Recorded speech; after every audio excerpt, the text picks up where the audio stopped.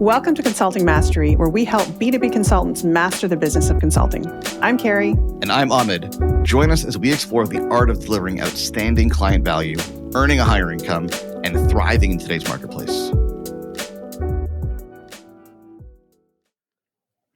Southwest Airlines, famous for a whole bunch of things in the business world. And one of them is that they exclusively only fly one type of plane, and that's a Boeing 737.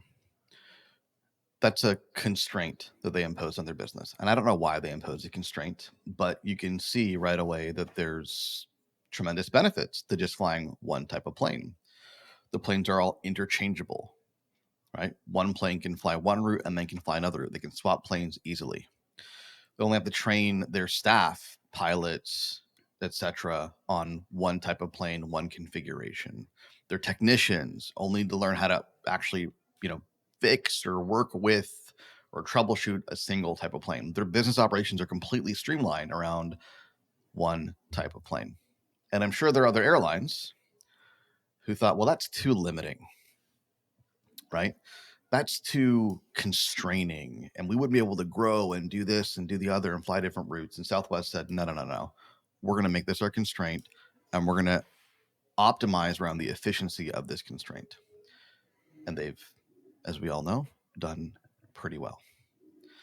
Reason I bring this up is because we had a conversation with some clients this week about constraints.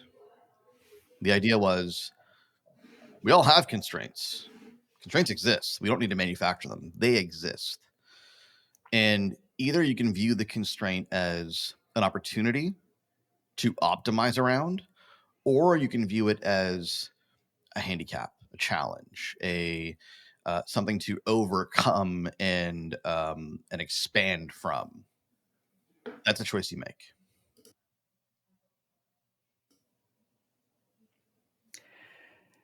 Yes. And, it's interesting when you say that they exist and you don't need to create them. I actually think creating them is a really important habit to get into. Because taking control of your constraints, a la Southwest Airlines, puts you in an entirely different, not just environment, but headspace. And so I think, it's worth talking about the benefit of constraints and what that means in the business of a consultant. But also, let's just talk about which constraints you allow into your life and into your business. Yeah, and that's interesting. I don't think I even thought about it that way until you said it. There's like deliberate self-imposed constraints, and then there's whatever the opposite of that is, non-self-imposed constraints. And I think both have power. I'll give you the example that I shared with our clients earlier this week. This was a constraint that I felt probably about 3 to 5 years ago when we were scaling this business. And back then it was, as you know, it was me and, a couple of part-time freelancer type resources. But I was largely doing sales and marketing fulfillment.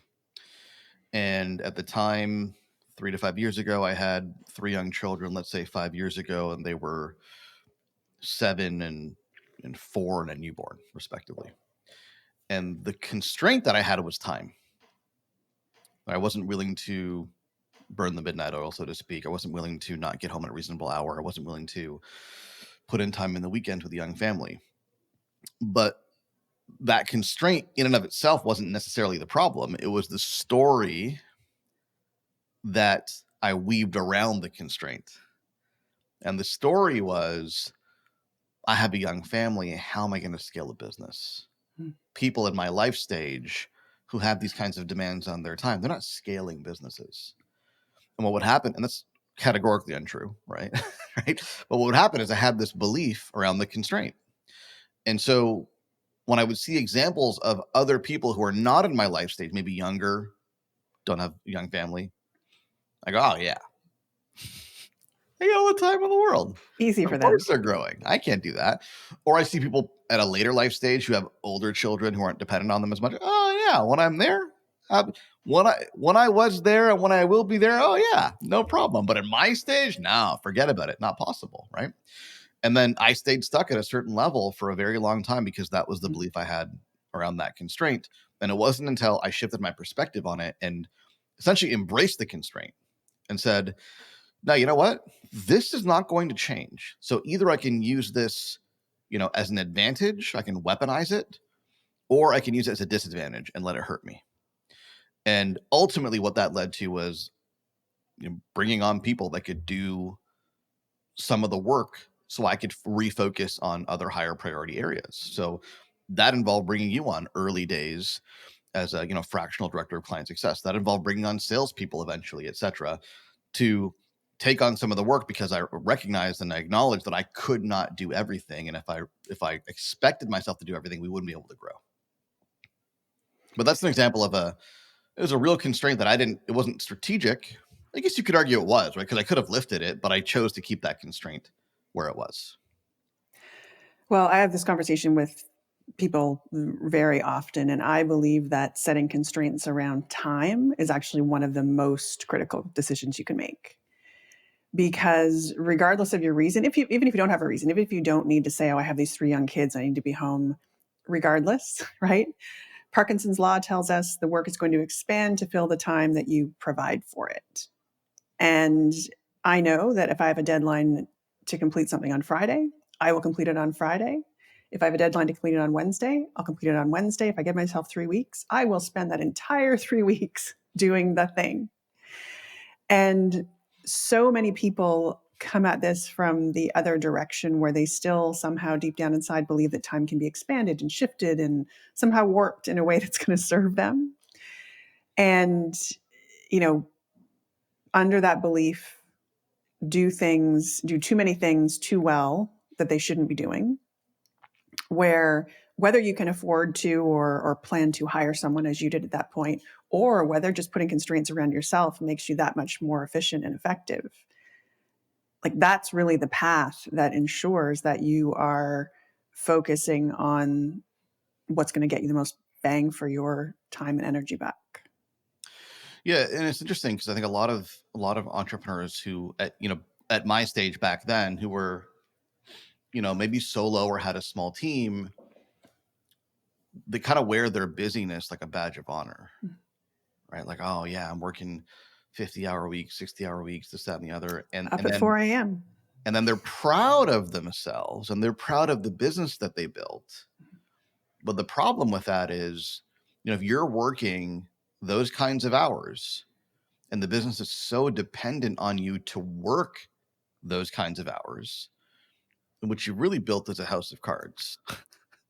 Because as soon as I remove you, the whole thing falls apart. And you're frankly overstating your profits because you might be doing the work of two people and paying yourself a measly salary, right? And then are therefore artificially inflating the profitability and sustainability of your business because that's not sustainable. Yeah, I agree. And I also think it's a little bit of a shift there that makes sense to me is I'm not here to tell anyone how much they should work, right? There are people that are super passionate and love what they do and want to work more because that's what they enjoy doing. And there are people who, have a very specific limit because of whatever their reasons are. And I believe that any of those choices are perfectly good choices. To me, the big difference is agency, right? And control. Because if you're bragging to me that you are working so much because, oh, you're so busy and this is happening to me and this is happening to me, and this other thing came, from left field and that's what I had to react to, that I have, not a ton of time for. And, that's a person that's getting themselves in trouble. If you are saying, okay, you know what, I chose to do a thing for a period of time and it means, A, B, and C for my schedule, and you've grabbed onto that and you've made that decision, whether you're working 5 hours a week or 60 hours a week, good for you. But I think that the real thing that most people miss is this notion of control and therefore creating your own constraints. Because I don't think it's just constraints about how much you work. Like a bigger issue is what is it that you're working on? And so you could take that same, let's just say 40 hours. You could take that same 40 hours and you could put it towards, you know, feel good, check off the list work, or you could put it towards the things that are really going to grow your business and really add value and really inspire you. And the number of hours, quite frankly, meaningless in that context. The question is, what have you decided to do with your energy? Yeah, it's funny. I had a call on my calendar today, and the gentleman rescheduled the call, which is my pet peeve. I mean, if you reschedule a call with me, Yeah. you're almost dead to me. And the reason for the rescheduling, which I always find kind of comical, urgent client deadline. Hmm. Well, that tells me so much. Yes. Three words: urgent client deadline. That tells me so much about how your business is structured, Hmm. about how you manage your time, about how you prioritize your time, about the power balance between you and your clients. This person's a mess, right? And they're, to your point, reacting Hmm. to this. That email comes in from a client, this thing goes wrong. They're just reacting nonstop, and I gotta wonder, like, I wish I could just, measure everybody's cortisol levels who are in that position, right? Because that's a stressful life to, like, by the day your schedule changes because of a client deadline that you lost control over, and that you don't have enough power or influence or agency in the relationship to actually, do something about. That's a stressful way to run a business. And I don't think it's sustainable. Not sustainable. And generally speaking, it just gets worse because if that's how you're functioning and if that's how your clients see you, there's going to be another, urgent, in air quotes, client deadline and another, because you've developed this reputation as the person who is, not busy enough, not focused enough. Um, and, to the extent that you can just drop whatever you're doing and, jump on board to whatever someone else's issue is. Yeah. And so it doesn't get better, it gets worse. And that's there's often this belief that, oh, once I get to a certain point, then that will stop. But I'm here to tell you, if you don't figure out how to stop it now, gain control of it now, put some parameters around it now. I mean, neither of us are saying don't be reactive to your clients if they're in crisis. But if you don't get a hold of that now and figure out how you're going to handle it in a way that serves not just you, but your client, then this is the fate that you have set out for yourself.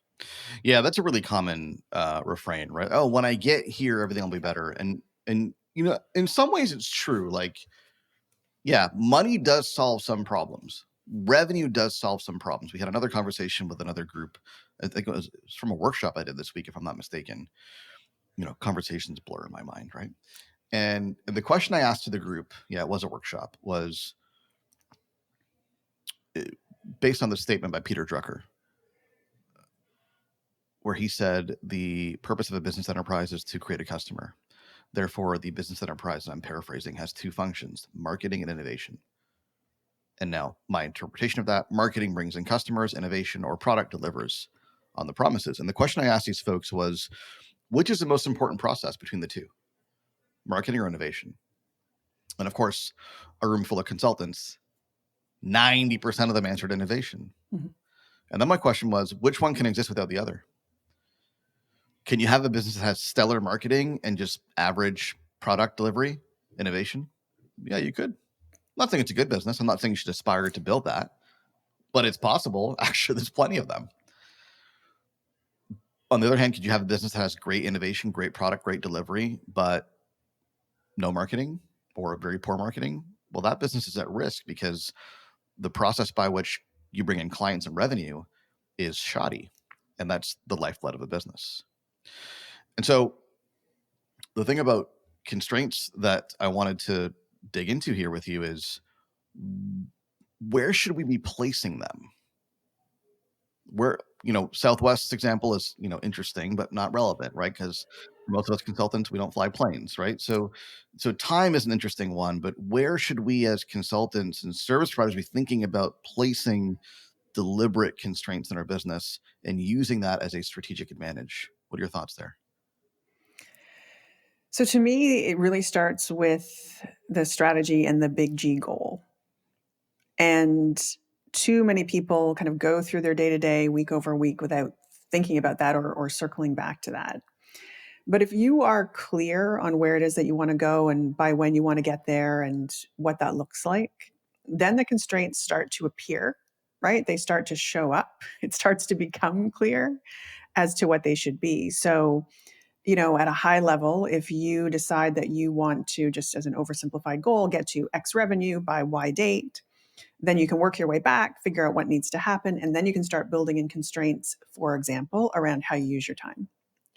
So, a best practice that we would generally talk to our solopreneur clients about is spend, the equivalent of a day a week on marketing, because we know, generally speaking, that that's the amount of time that you need to give yourself to work on your pipeline, to have those sales conversations, to do all the things that you do to bring in the business that you want to have.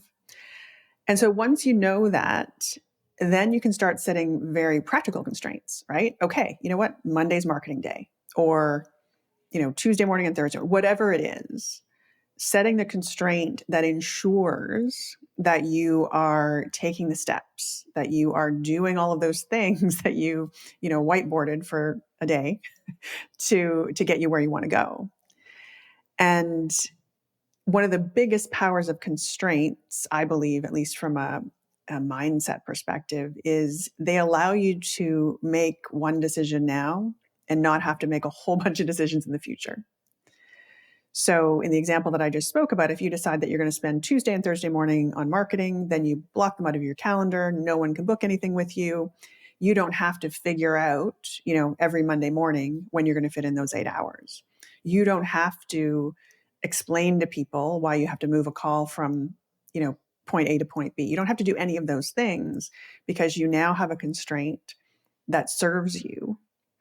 And that's probably another important point to make, right? You want to find the constraints that serve you as opposed to the ones that you become a slave to, and getting really clear on what that means. And again, grabbing the agency, right? Understanding that you have that control makes the difference. So back to answering your question, I think it's about figuring out your goal, working backwards, and then just asking the question, what constraint is going to encourage, enable, require me to, or my business, because it goes beyond just you and your time, to head in the direction that we want. Well, and I think a goal without a constraint is chaos. Because a goal without a constraint basically means I'm going to do whatever it humanly takes to achieve the goal, which may or may not be a good thing. Right. And so if if I'm going to set a revenue goal and say, oh, I'm going to do that at all costs with no constraint, right? So I'm going to spend as much time as possible on this. I'm going to work day and night. I'm going to sacrifice sleep, time with loved ones, exercise, nutrition, all these things, right? And then you achieve the goal. I mean, have you really achieved anything? So there's some obvious constraints that people are committing to without even realizing it, like sleeping at night, hopefully, eating food. Like there's some built-in constraints. I think the point you're making, which I appreciate, is be deliberate about which constraints are going to best enable you to sustainably achieve the goal. And as you were saying that, it occurred to me that if I think about the Southwest Airlines example, yeah, and I don't know, right? But I imagine at one point the question came up in the boardroom. We started with 737s, right? And I imagine at one point the question came up and said, well, should we expand our fleet and diversify the types of planes that we're flying? And I imagine some overpriced management consultant did an analysis and said, well, actually, right? What if we make this our strategy to just fly this one plane? I imagine that came up organically, and then a decision was made and a constraint was placed. And that might be an interesting way to think about this is as things come up in the business, to your point, where can you build in constraints by making the decision once so you can then exert more of your creative energy in solving other types of problems?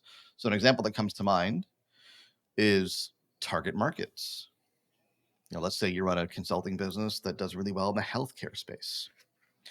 And then a client comes to you from outside of the healthcare space and you go, well, should we pursue this market? Should we either entertain this deal or strategically pursue this other market in financial services, for example?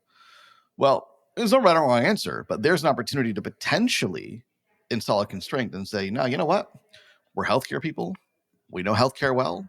We've been in healthcare for decades. Our team has a lot of healthcare expertise. Our network is in healthcare. We like healthcare. Our case studies in healthcare. So we're going to make that a constraint. We only do healthcare, and we're going to refer out others to other people that we know, like, and trust. There's an opportunity.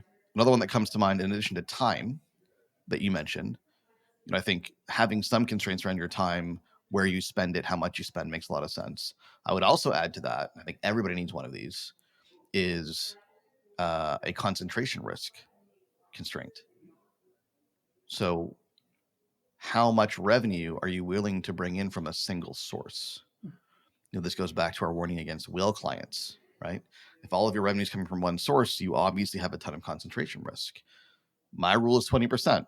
No single client should contribute any more than 20% of your revenue, which means you've got to have at least 5 clients.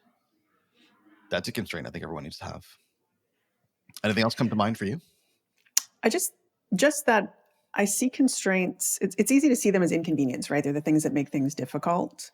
But I almost like to think about constraints as insurance, right? They're protection. So they're protecting you, to your point, against concentration risk. They're protecting you from becoming inefficient. They are, protecting you from spending a whole bunch of time and effort in something that's not going to be helpful or profitable, right? They protect you from diminishing returns. And so, getting clear on what they are, and this is a process. I mean, you don't figure it out once and set and forget, but getting clear on what they are is really setting not just a structure and not just a decision-making framework, but also protecting you and protecting your business as a whole. Yeah, I think that's a really interesting viewpoint. So if you ask yourself, what are the risks that my business faces? And that's going to evolve over time. One risk is I burn out. I have a heart attack. Whatever, right? Like, I work too hard and that's unsustainable. Put constraints around your time. Another risk is we don't bring in enough business. We don't build pipeline. Put constraints around how much time you spend on delivery so you can spend excess time on marketing and business development. Another risk is, what if we lose a big client? Put constraints around your concentration risk. How much revenue are you willing to bring in from a single source? Another risk is we dilute our value proposition. We start doing too many things for too many different types of clients. Put a constraint around your target market, your offer, your proposition, etc. And that's going to evolve depending on where you're at in business, right? The risks that you face today might be different from the risks you face a year or 2 years from now. What are the risks today? And therefore, what are the constraints you can place on yourself and your business today to mitigate those risks?